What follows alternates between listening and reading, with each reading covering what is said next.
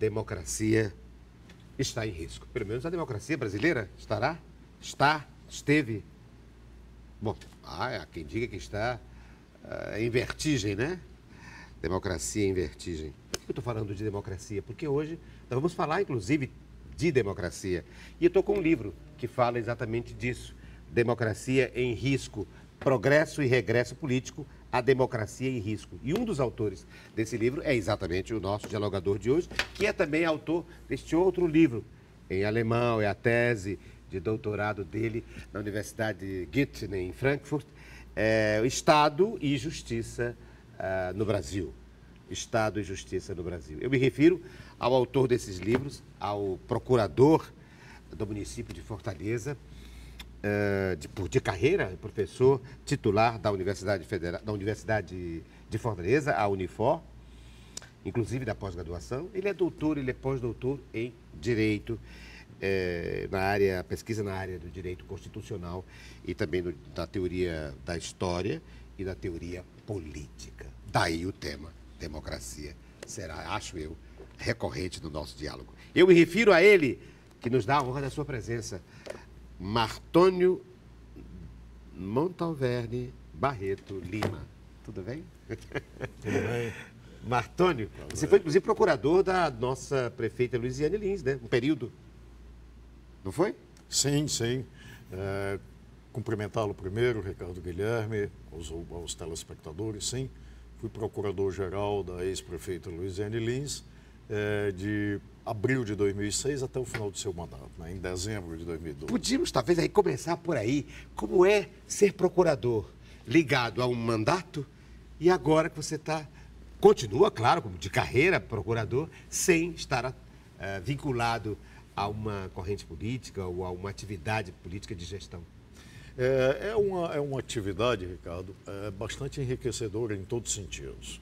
Aquilo que a gente observa na academia, aquilo que a gente lê nos livros, principalmente no meu caso, que falo de direito constitucional, de teoria política, de teoria da história, aquilo que se vê numa perspectiva teórica, quando se ocupa um cargo no governo, em qualquer das esferas, municipal, estadual ou federal, eu já tive experiência também na CAPES, né, Coordenação de Aperfeiçoamento. Sim, lá em Brasília. De nível superior. Então, isso é interessante porque nós temos uma oportunidade rara de viver aquilo que Guimarães Rosa nos diz, ou seja, o mundo de carne e sangue. Ou seja, de viver a realidade, e nós temos a oportunidade, no meu caso, eu também desenvolvi muito isso, de depois escrever sobre essa experiência, de como aquilo que a gente observa na teoria, como é aquilo na prática, nesse mundo concreto, que é o que interessa. Concreto, real. Então, e eu sempre acho que esse diálogo necessário, no mínimo, entre arte e ciência, a gente tem muito a ganhar com essa experiência. Então, fazer parte dessa experiência, na época da ex-prefeita Luiziane Lins, para mim, foi uma experiência gratificante em todos os sentidos. Porque nenhuma gestão pode, digamos, deixar de se curvar às leis, aos princípios. E nós temos determinados parâmetros São que parâmetros. Todos os gestores têm que realizar. Por exemplo, determinados parâmetros legais que estão ditos. Isso independe se se trata de uma gestão de esquerda, de direita ou alguma coisa E isso tem repercussão, digamos, claro, na dinâmica da gestão, não é? Porque Agora, muitas vezes é preciso esperar, é preciso cumprir prazos. Perfeitamente. Isso é igual para todos. Tem repercussões políticas, é isso que quer dizer. Isso é igual para todos. Tá? É um dos princípios basilares da nossa Constituição e do nosso Estado democrático de direito, o devido processo legal e o republicanismo, ou seja, que todos são iguais perante a lei. No caso específico da prefeita Luiziane Lins, para mim foi uma honra ter trabalhado com ela, por ser mulher, julgo isso importante, tá? Por ser uma pessoa com uma visão geral da política que corresponde à minha, né? Uma visão mais vinculada à centro-esquerda, claro, progressista, de ter proporcionado espaços para setores da população dessa cidade que antigamente não se via não eram isso. contemplados. Então isso para mim foi enriquecedor. E por que a mulher foi tão importante? Foi a primeira característica que você disse como importante. Fundamental. Eu acho que cada dia que passa, Ricardo, eu acho a questão de gênero uma questão fundamental da democracia. quando a nossa Constituição diz que homens e mulheres são iguais, é porque o nosso Constituinte, a nossa Constituição, vê que homens e mulheres não são iguais no mundo concreto. E aí, a lei estabelecia Ou seja, a lei estabelecia exatamente, a lei está, e a mulher na política mais ainda. Eu me lembro muito bem das agressões, que eu me recuso a repeti-las, contra a ex-prefeita Luiziane Lins, contra a ex-prefeita de São Paulo, Luíza Erundina, contra, então, a ex-presidenta Dilma Rousseff. Por quê? Porque eram mulheres. Determinadas agressões de um nível absolutamente, não merece sequer ser, como eu disse, ser repetido, são apenas agressões machistas pela posição misóginas, de mulheres que elas, pela posição de mulheres que elas têm. Então, por isso que eu acho que isso é importante. Foi importante, um fato, né? Claro. E o Fortaleza já deu demonstrações nesse sentido, porque nós tivemos 2 prefeitas, né? Sim. Tivemos Maria Luísa, que foi a primeira, Maria Luísa Fontinelli, a primeira prefeita do PT de uma capital, e Luiziane Lins. Mas olha, você me trouxe como primeiro objeto, e os objetos é que vão pautando, dando sentido, né? Criando espectros para a temática. Você me trouxe um livro que se chama Democracia em Risco. Ou como subtítulo, Progresso e Regresso Político, a Democracia em Risco. E eu abri o programa dizendo, um dos artigos aqui do livro é seu, que é exatamente sobre o quê? Bom, seu artigo. O nosso artigo, né, eu gostaria rapidamente, trata sobre esse problema do desafio da democracia. Que eu quero saber se ela está realmente em risco ou não. É uma obra coletiva que foi organizada a partir de um seminário que foi realizado aqui na Universidade de Fortaleza. Você vê professores de vários cantos do país, você vê professores da Unicamp, você vê professores da Universidade Federal Fluminense, você vê professores da Universidade de São Paulo, você vê professores daqui do Ceará, claro. Como, por exemplo, o nosso Roberto Guilherme Leitão. Meu primo amado. Perfeitamente. Que é seu orientando, não é isso? Que é meu orientando no doutorado, e outro irmão dele, Rômulo Leitão, Guilherme Leitão, também. Também está aqui, o Rômulo Guilherme Leitão. É verdade. São seus primos. Então, meus primos, junto ao seu artigo, inclusive, o Rômulo. Escreveram juntos, Rômulo Guilherme, Martoni Montalverde Barreto Lima e Daniel Rocha Salles, escreveram neste livro um artigo que se chama Risco de Sempre, Poder Judiciário na Democracia. E é este o tema, então, que eu lhe trago para a discussão, a partir do objeto que você me trouxe. E essa obra foi pensada num seminário em 2015, quando se começou a aparecer aquele que mais tarde, para nós, na nossa opinião, se configurou o golpe de 2016 contra a presidenta Dilma Rousseff. Um golpe militar e parlamentar. Golpe judiciário parlamentar. Judiciário e midiático. E nós resolvemos nos debruçar sobre o Poder Judiciário, o funcionamento do Poder Judiciário nestes momentos. E então nós tivemos nessa obra vários olhares. Nós tivemos o olhar da ciência política, o olhar da filosofia e o olhar do constitucionalista. Portanto, é um livro que traz essa pluralidade. Isso decorre também já dos meus estudos na época do meu doutorado, onde eu estudei a formação do Estado brasileiro. Sim, nesse outro livro, Estado e Justiça do Brasil. E qual o papel que o Poder Judiciário teve na formação deste Estado. Então, na verdade, já é um âmbito da pesquisa do direito constitucional que eu me ocupo praticamente há 20 anos, né, nesse sentido, ou seja, de estudar o Poder Judiciário, o seu papel na democracia, né, e como age o Poder Judiciário, né, em momentos de crise. E nesse momento de crise é que se refere 2016, o golpe, Isso. que foi um golpe também do Judiciário? Também. O Judiciário está no golpe, esteve no golpe. Esteve, não tem a menor dúvida. E ainda mantém, ainda se mantém, e nisso a crítica hoje decorrida, nem precisou passar 20, 30 anos para isso. Já tem vários setores, inclusive muitos setores da política, que reconhecem isso, que apoiaram o golpe de 2016 e hoje em dia reconhecem que não deveriam tê-lo feito. Tá? Ou seja, que foi um erro, etc., por várias razões. Inclusive juristas que estiveram muito próximos, não só juristas, mas juristas, meios de comunicação, cientistas políticos, historiadores, hoje querem fazer um meia-culpa. Que eu acho que é tarde demais, não é para isso, porque já se consolidou o ataque à nossa democracia que nós estamos tendo e mais. Uma coisa no direito, Ricardo, se chama o devido processo legal, né, com a ampla defesa. O que significa isso? Significa que eu, você, o nosso telespectador, quando a gente vai em juízo, uma causa simples, se eu vou discutir o aluguel com o proprietário do imóvel onde eu moro, significa que eu tenho que ir para a justiça e eu tenho a possibilidade de vencer ou ser vencido, de ganhar a causa ou de perder. Quando eu vou para a justiça, sabendo que eu vou perder, eu não tenho mais Estado democrático de direito.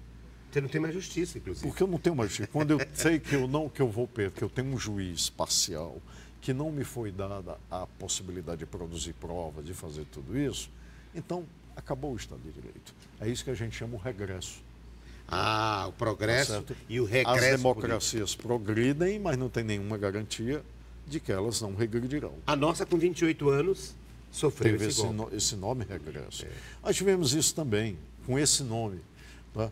Logo depois da abdicação de Dom Pedro I, nós tivemos um dos maiores estadistas desse país, na minha opinião, chama-se o Diogo Antônio Feijó. Sim. O padre Feijó, o regente que Feijó. É o regente. Tá? E ele fez uma legislação toda progressista, ou seja, deu autonomia para as províncias, etc. E em 1837, nós tivemos um movimento que se chamou o regresso, que era o retorno à centralização imperial, a centralização do poder nas mãos do Conselho de Estado, nas mãos do imperador, etc. E aí o Feijó caiu. E Feijó caiu. Então não é nenhuma novidade, nem na história do Brasil, nem numa história mais distante, nem num passado mais recente, nem no Brasil, nem no mundo.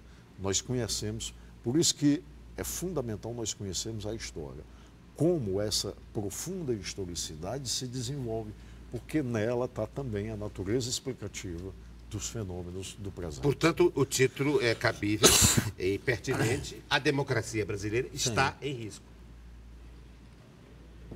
Ou até já ultrapassou o risco, já se consolidou como golpeada, como inviabilizada, desrespeitada. O que nós vemos todo dia, na verdade, por exemplo, eu que ainda convivi com o final da ditadura militar, mas me lembro perfeitamente disso, ou seja, de repente nós temos autoridades parlamentares que ameaçam o país com a volta de um novo ato institucional número 5. Nós nos perguntamos por que essas pessoas se sentem à vontade para dizer isso? Por que essas pessoas não são reprimidas? Por que as pessoas se sentem à vontade para, de repente, usar a suástica nazista, fazer propaganda racista, fazer propaganda contra a diversidade de gênero? Por que essas pessoas estão à vontade? Se isso é inconstitucional, inclusive. Se isso é absolutamente incompatível com a democracia. Qualquer país, por exemplo, qualquer país da Europa, especificamente a Alemanha, a negação do Holocausto é crime. Ou seja, e aqui nós temos pessoas que não somente negam a ditadura militar, como negam a tortura que a ditadura militar perpetrou, as mortes das pessoas. E temos presidentes que dizem que o nazismo é de esquerda. É de esquerda. Ou seja, como é que essas pessoas, como é que nós chegamos a isso? Quer dizer, e por que nós chegamos a esse ponto? Então, essas coisas, evidentemente, eu posso dar um tratamento, digamos assim, mais que eu diria simplista, que é aquele tratamento que a gente dá na resposta política, etc, etc, etc. Mas isso requer uma maior complexidade quando a gente resolve se debruçar do ponto de vista teórico, do ponto de vista científico a isso. Então, nós encontramos as explicações para isso. Tá? E você, no caso, você foi fazer o seu doutorado e o seu pós-doutorado em Frankfurt, na Alemanha. E por que exatamente essa escolha? Há um autor, ou autores, um grupo de autores que estejam sintonizados com essa ideia do papel do Poder Judiciário na construção organizacional de um país? Não somente isso, mas também pelo fato de, depois da Segunda Guerra Mundial, com a chamada Lei Fundamental da Alemanha, de 1949, a Alemanha recuperou aquilo que se chama do constitucionalismo social e dirigente. Aquilo que ela perdeu em Weimar com o nazismo, ela procurou retornar. Ou seja, procurou se fazer um Estado social que, em brevíssimas palavras, é aquele Estado de um compromisso mínimo entre capital e trabalho. Ou seja, um compromisso onde seja possível uma dignidade mínima para todos. E isso, nessa Constituição, a Alemanha trouxe um tribunal, que era um tribunal só para controle da constitucionalidade. E esse tribunal, ele começou a ter um papel político muito relevante em decidir várias questões, como aborto, direito de asilo, direitos de manifestação. Lembre-se que ainda era uma época da Alemanha dividida, né? A reunificação só aconteceu em 1990. Então, todo esse acúmulo do mundo concreto gerou uma análise teórica muito rica. E nós aqui na América Latina, aliás, primeiro nós tivemos a chamada Europa Ibérica, Portugal e Espanha. A Alemanha e a Itália se redemocratizaram no começo dos anos 50, nos anos 70 migrou para Espanha e Portugal, fim do salazarismo, fim do franquismo na Espanha. Sim. E nos anos 80 para a América Latina. Então, este constitucionalismo, ele percorre este curso, né, até chegar na América Latina, como também, que é o caso da Alemanha, de uma nova Constituição para países e sociedades egressas de regimes autoritários. Agora, há na Alemanha, no modelo alemão, uma instância que possa minimamente ou efetivamente controlar a aparição de golpes? É isso que eu estou... De dar ao Poder Judiciário um papel de segurança em relação à democracia se estiver em risco? Quando está em risco? Durante a chamada República de Weimar, antes do assalto para o nazismo, né, o nazismo contou com a colaboração do Poder Judiciário, de uma maneira muito próxima, principalmente para todos os golpes, o principal dele, né, em 30 de janeiro de 1933, quando Hitler foi nomeado chanceler da Alemanha. Sim. Então, essa experiência levou a nova Alemanha a compreender de que o Poder Judiciário precisa de limites, mas que ele tem que ser chamado e convencido a participar da democracia. Então, se teorizou muito sobre isso. O Rui Barbosa dizia que a pior ditadura é a ditadura do Poder Judiciário. Do Poder Judiciário. Ou seja, e isso se teorizou muito a partir da nova Constituição alemã, depois de 1949. Então, nesse sentido, é que a Alemanha abriu uma possibilidade de estudos e uma possibilidade de uma riqueza teórica muito grande, inclusive, né, para jovens pesquisadores, há 20 anos atrás, né? Aliás, há 22 anos atrás, como eu, que nos dedicávamos a esse estudo de como essa Constituição dirigente, intervencionista social se manifestava. Eu estou aqui procurando 327, o seu artigo, para ver se a gente lê. Risco de sempre, Poder Judiciário da Democracia. Além do seu artigo e do Rômulo, e também do Rômulo Guilherme Leitão e do Daniel Rocha Chaves. Isso. O fenômeno da judicialização da política após as constituições dirigentes que surgiram no final da Segunda Guerra Mundial, após a redemocratização da Europa Ibérica e da América Latina, ganhou força em quase todos os continentes. É do que você está falando. Exatamente. Você estava falando exatamente disso agora, não é? E aí você conclui o quê nesse artigo?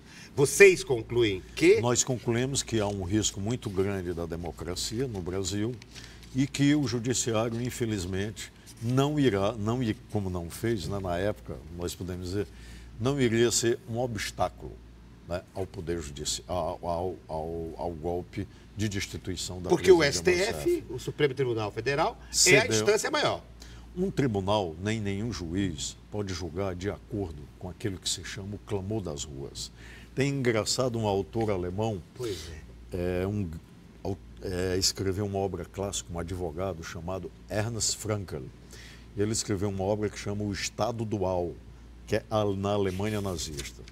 Então, quando se reivindicava o clamor das ruas para que se observasse uma legislação que desfavorecia judeus, ciganos e as outras minorias da Alemanha, etc., ele dizia, isso é o terror das ruas, não é o clamor das ruas, ele chama de terror das ruas. E nós utilizamos, né, dentre outras referências, essa obra clássica, né, de Ernst Frankl, para explicar como é que funcionava um Estado.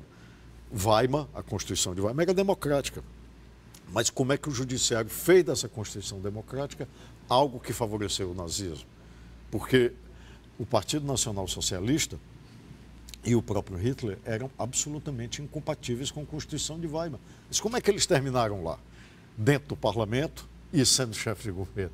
Então, como isso se deu? Na verdade, ou seja, uma coisa exclui a outra. E, então, no entanto, aconteceu. Né? Ou seja, então, uma mudança, um golpe, ele não necessariamente, principalmente hoje em dia, precisa mais de armas. ele precisa de algo que às vezes tem um poder mais convincente, da palavra. O que se pode aprender desta lição histórica, diz o artigo, e que tem a ver com o que ele está dizendo, é que a legislação autoritária não necessita de um ambiente autoritário para se instalar. Não necessita. Não é? Quer dizer, que você pode ter uma legislação autoritária ou um julgamento autoritário num ambiente aparentemente democrático claro, e aberto. Foi o que aconteceu em 2016. Exatamente. O golpe, inclusive, que não se permite a esse nome. Você se lembra? A presidenta sendo questionada, não só a presidenta, como muitos de nós, questionados com a palavra golpe, né? Como se precisasse de uma suspensão da democracia para que houvesse a indicação golpe, né? de um documentário brasileiro, Democracia em Vertigem, Sim. Desencadeou esse alvoroço, principalmente nesses setores, porque já tem vergonha do que fizeram há 3 anos atrás e agora não querem prestar contas com a história. Mas do julgamento da história ninguém escapa. Ninguém vai escapar. Puseram em risco, comprometeram sim a democracia brasileira e a história, espero que a história seja justa, pelo menos a história. Se é que vai haver história, porque também querem tirar os livros de história, né? Também. Há um presidente que olha os livros didáticos. Aqui tem muita coisa escrita, né? Não precisa ser tantas, não. São as figurinhas, já seria. Um montão de amontoado escrito. Um montão de amontoado escrito. Enfim, é o nosso dialogador de hoje, o Martônio Montalverde Barreto Lima, procurador do município de Fortaleza e professor titular da Unifor, professor de Direito da pós-graduação. Ele é doutor e pós-doutor na Universidade de Frankfurt, a Universidade Goethe, em Frankfurt, que imagino deve estudar, sobretudo nessa sua área, da questão da sociedade e das relações com o direito, o Habermas, não? Exatamente. E eu tive esse privilégio, né, de conviver, hoje tão em voga e tão combatida, a chamada Escola de Frankfurt. Ah, sim, sim. Ou seja, que era exatamente nesse período, no período de Weimar, né, a partir da primeira década, a partir de 1910, 1915, até 1927, 28, né, quando a Escola de Frankfurt adquiriu a sua proeminência, principalmente pelas figuras, né, de Herbert Marcuse, né, Theodor Adorno e Max Horkheimer. E, claro, a universidade é influenciada por essa escola, que é vulgarmente combatida no dia de hoje, né? Ou seja, quando os membros do governo, ministros e Estado falam o marxismo cultural da Escola de Frankfurt, é preciso combater, é preciso... Antes de mais nada, isso é outro tipo, em qualquer país do mundo civilizado, isso faria soar o alarme da democracia. O que as pessoas estão dizendo? Então, eu não posso estudar esses autores, eu não posso estudar os liberais como Kant, por exemplo, eu não posso estudar como Rousseau, como esses outros, eu não posso estudar os autores liberais, eu não posso estudar os autores comunistas. O que é isso? Ou seja, nós estamos vivendo o quê? Vamos queimar livros também? Chegaremos a isso. O que aconteceu? Então, com muito orgulho eu digo, né, sim, a Universidade de Frankfurt, a Universidade de Habermas, né, de Jürgen Habermas, que aos 92 anos publicou recentemente um texto, ainda demonstrando a sua lucidez, mas a escola a universidade tem toda uma tradição do pensamento filosófico, do pensamento sociológico e do pensamento jurídico nessa direção. Tem a ver também com a comunicação, né? Claro. A Escola de Frankfurt. Claro. Você falava que hoje basta a palavra, não é? Isso, a força da palavra. Que tem a ver com a Escola de Frankfurt, um certo aparelhamento, não é? Qual era... o discurso como poder, né? O discurso como poder. Qual era a primeira medida do tirano na Grécia Antiga? Era impor o silêncio, para que as pessoas não falassem, para que as pessoas não discutissem, para que a palavra não fosse usada. É o nosso Martônio Montalverde que me trouxe a caneta com a qual? Cadê? Essa aqui? Não, essa nessa aqui não, esta aqui. Essa aqui é a minha. Aqui a produção me deu. Mas olha, essa caneta é histórica? Essa caneta é histórica. Não é uma caneta tão cara, nem nada disso. É uma caneta... E a propósito de que você trouxe isso? Para pautar que tema, doutor Montalverde, doutor Martônio, hein? Essa caneta foi a caneta... Peraí. É só girar, é simples. É só girar? Ah, tá. Por que você trouxe, hein? Essa caneta foi a caneta com a qual eu assinei meu termo de posse como procurador-geral do município. Assine aqui, para eu mostrar como objeto. A assinatura foi um gesto histórico. E por que que é tão importante? Porque eu sou procurador da carreira, concursado, e de repente eu me vi chefe da minha casa. Sim, chefe Ou dos seus seja, pares, né? chefe dos meus amigos, dos meus pares, né? Então isso foi para mim um motivo de alegria, né? Ter podido contar com a confiança dos amigos durante todo esse tempo. E nesse sentido você já falou, que foi a primeira pergunta que eu fiz, né? Como é ser procurador tendo uma ligação numa gestão e como é não sendo ter... procurador da carreira. Da carreira, que é o meu caso. né? Que aí não está ligado a nenhum tipo de demanda E assim, de uma gestão. para mim também foi muito importante, não é? Essa experiência em todos os sentidos. Eu contei com o apoio, não é, dos colegas, contei com o apoio da casa, com o apoio da prefeita, ainda então prefeita, com tudo, né? E foi muito importante. E você voltaria a ser procurador do município, geral do município, ligado a um mandato? Essa é uma pergunta mais complexa, né? Eu acho que eu já dei minha contribuição, não é? É um cargo que exige muito da gente. Né? Você não repetiria por quê, então? Porque é um sacrifício familiar muito grande. Né? Você não tem mais... Um regime de trabalho que exige muito da gente. Né? Praticamente, você tem que estar postos, né? 24 horas e tudo isso. Então, exige bastante da gente. Mesmo tendo uma equipe, mas você... Mesmo tendo uma equipe, mesmo tendo isso, determinadas situações... É muita solicitação. Complexidade de situações impõe a sua presença. Porque da lisura do procurador-geral do município depende, inclusive, a respeitabilidade daquela gestão. Em determinados... Dos gestos mais simples aos gestos mais complexos da gestão, não é?